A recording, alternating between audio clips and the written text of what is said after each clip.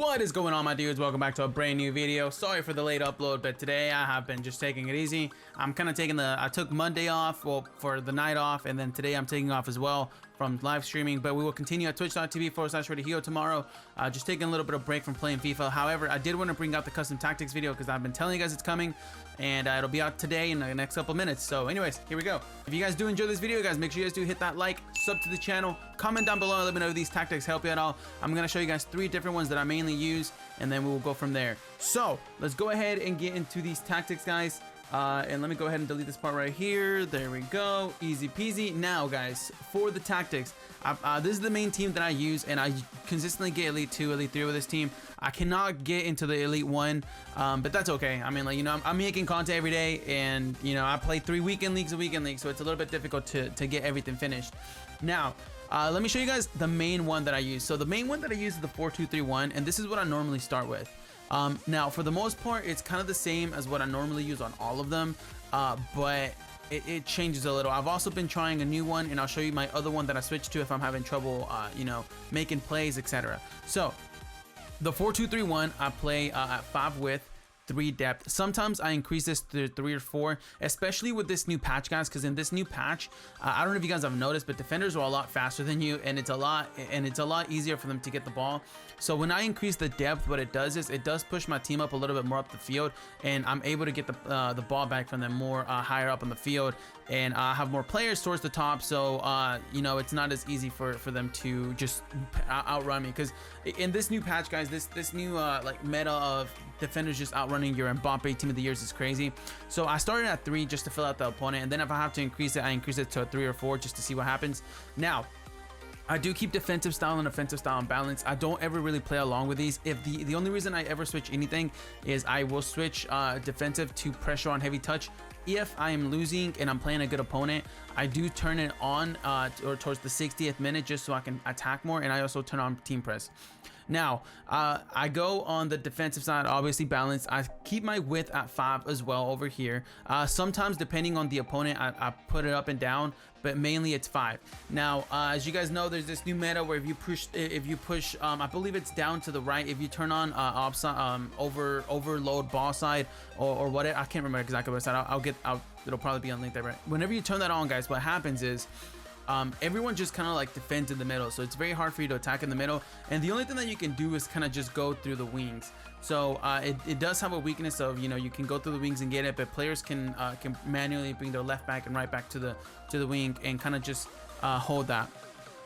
So what I do sometimes on the offensive style whenever that happens is if I play a guy that's using overload ball side, I just literally just put this up to a 6 or 7, and that way my players are more opened up, and it's harder for me to go through the middle as well, and it makes me want to go through the wing, and then I kind of just cross it in. So that's something that I do as well.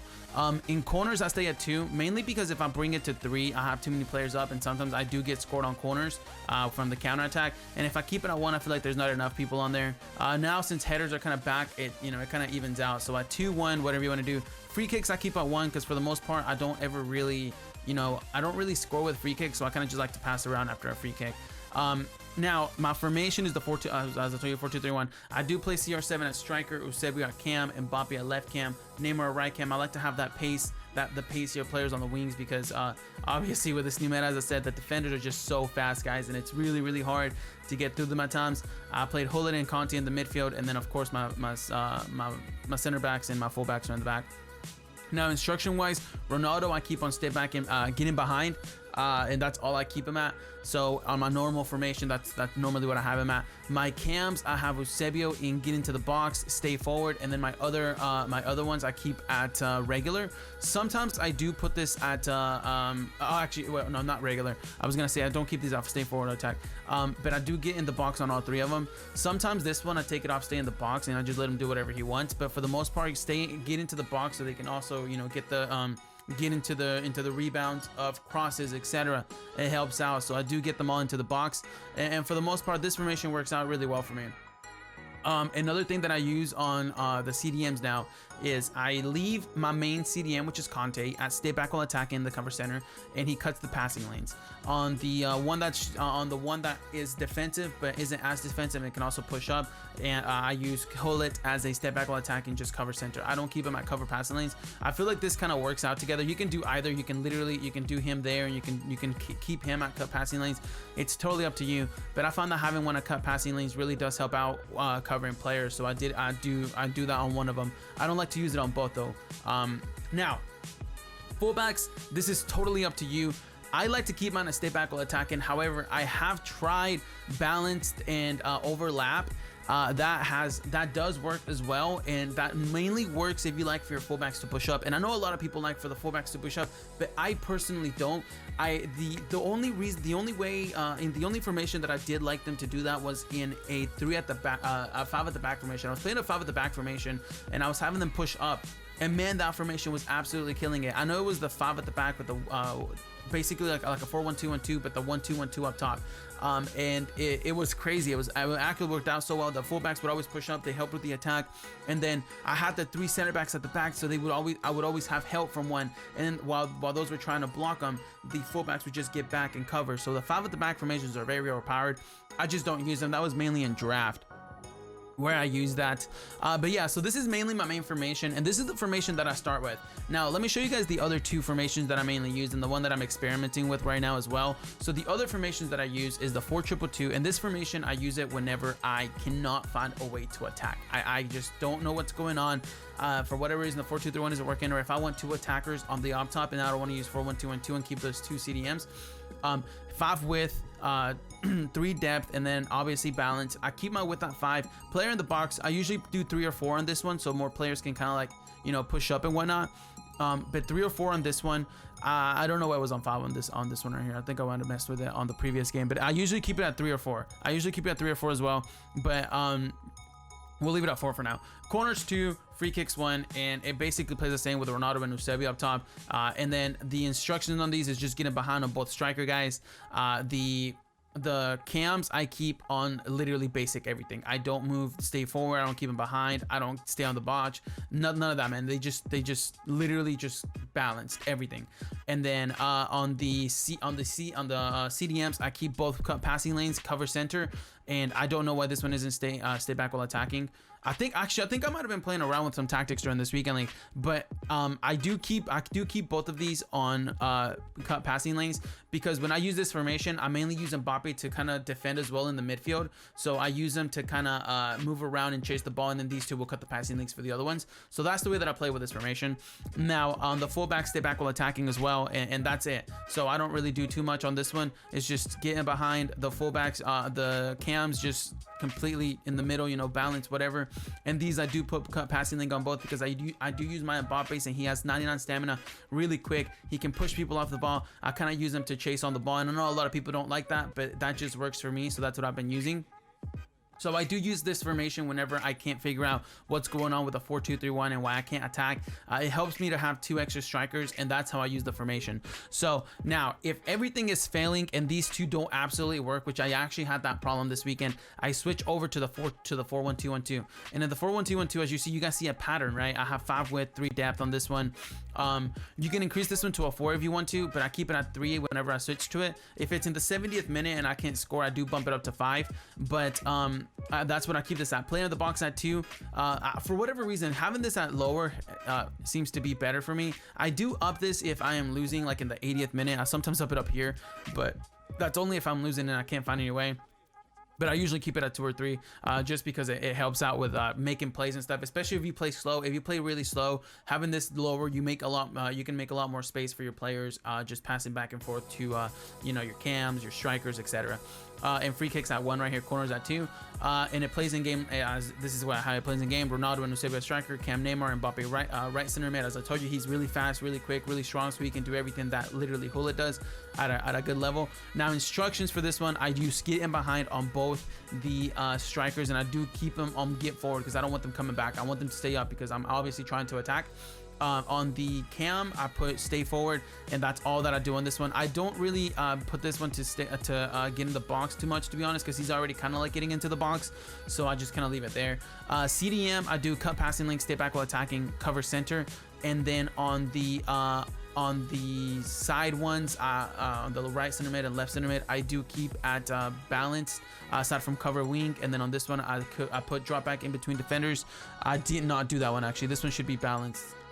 I think the person that the person that uses this account with, I think he might have changed some things. But okay, so on the left center mid, I don't do anything aside from cover center. Everything else should be default. And on the Mbappe, he should stay on default, everything aside from stick position, covering.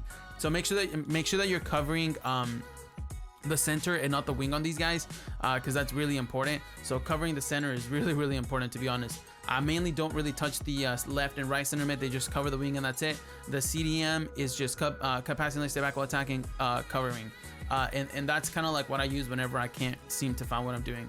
And then on the fullbacks, obviously stay back while attacking, and that's it. As I said, I don't like to push them up. With the 4-1-2-1-2, you could actually overlap them as well, or you can put them to join the attack, whichever you want. Since you're kind of missing, since on this formation you are missing a lot of the a lot of the, you don't have the wingers to help you. So I feel like if you use this one, join the attack or whatever, you could actually get away with it here. It just depends on your game style and how you play, but this is exactly how I do mine. Now let me show you guys the new one that I've been trying, and this one right here I kind of took from Kurt, but I've been changing things up myself on things that I like and don't like. So the 4-4-2, he said is very overpowered, so I started trying it out, and I'm using depth at 5-4, but I'm trying it at 5 because as he was saying in the video, in this game, like obviously the defenders, push up as well. They can catch up to players super fast. I felt like 5 depth on this formation specifically was perfect. So I left these 2 here, and then going on to the attack, I left 5 width, players in the box at 2, because I do like to pass around with my CMC strikers as well. I like to make the plays. And if you guys want to see that, I stream these at twitch.tv/Hugo on my weekly game, so you guys can go follow over there. The link is below. Corners 2 and free kicks 1 as usual. And then the formation stays like this. Ronaldo and Eusebio are strikers, Neymar and Mbappe are my wingers, and then we have Hole and Conte in the CDM position. Marcelo, Emerson are my fullbacks, and this is how I line them up, getting behind on both of these strikers, and that's all that I do on them. On the midfielders, I do stay back while attacking. I personally like stay back while attacking on both of them instead of just one, and I put cover center because cover center is really important, otherwise they'll go towards the wings. On the right mid, I use the only thing that I decided to use on this card was I don't know, I really do think that some of my tactics were messed around with, guys, because I wasn't using them all on default. On the because I was editing this, I was recording, I was making these tactics on stream, and I remember specifically I did this one on get into the box. Let me see if this one's different. This one is not different. Okay, so I do think some things have been messing around with. So I don't keep so defensive support, I just keep them at balance, guys. Chance creator, I literally do not do anything with these aside from just leaving them on like that. On support runs, I do not do anything. I leave them on balance on support. And then support on crosses, I did do get into the box for this one, and I did do get into the box for this one as well. So both of them get into the box. And on interceptions, I left them normal. Now the fullbacks, I did keep stay back while attacking as well. And that's basically the formation, guys, on the 4-4-2 that I have been trying out personally. I do think that the person that uses this account as well has been messing around with the tactics and had to switch some of them, so I do keep that in mind. But that's exactly how I run my stuff and how I do everything in game, and I do that in like in the game as well. Whenever I'm playing, if I have to up the attack or down it or whatever I want to do, I do it inside the tactics. I don't just do the left stick or whatever you want to call it, or the D-pad. But yeah, so this is what I use. This is right here is kind of like an experiment for me. I'm just trying it out. It's a good formation, but I feel like I'm still really open in the midfield with a 4-4-2, and I can't get used to it. So this one right here, I'm gonna have to practice with a lot. I'm gonna practice with it tomorrow, and we'll go from there. Now that's all the tactics that I use, guys. For me, 4-2-3-1 is my personal favorite. The next one that I like to use, the 4-2-2-2, 4-1-2-1-2, in that order, because I do like to start at 4-2-3-1, then go for the 4-2-2-2, and then 4-1-2-1-2 if nothing's working out. This one right here, I've just been using if I'm winning a game and I just want to try it out, see what's going on, or in division rivals that I am going to use this week. But that is exactly how I basically play my game, guys. If you guys have any questions about what I do or how things are done, make sure that you guys do ask in the questions down below. Also, the overload ball side, guys, is really overpowered. All you have to do is press down on the D-pad and press to the right, I believe. So make sure that you guys are looking into that. It basically makes your defense, basically your whole team is kind of like going to the middle. The only way that you can counter that is if you go through the wings, and that's a good point to go into the 4-4-2 if you can't really get into your opponent through the middle. I personally like to attack through the middle a lot. I'm not really a winger type of player, so that's what I've been doing, and it's been working out for me. But guys, if you guys did enjoy this video, as always, make sure you guys do hit that like button, sub to the channel, comment down below, and let me know if you guys have any questions about what I'm doing, how I'm using them, anything like that. And also, I do stream all of these at twitch.tv/ReadyHugo, so you guys can go on there anytime, ask me questions and whatnot. And yeah, man, I hope you guys enjoyed the video. Thank you guys for watching, and I will see you guys on the next episode. Peace out, my guys.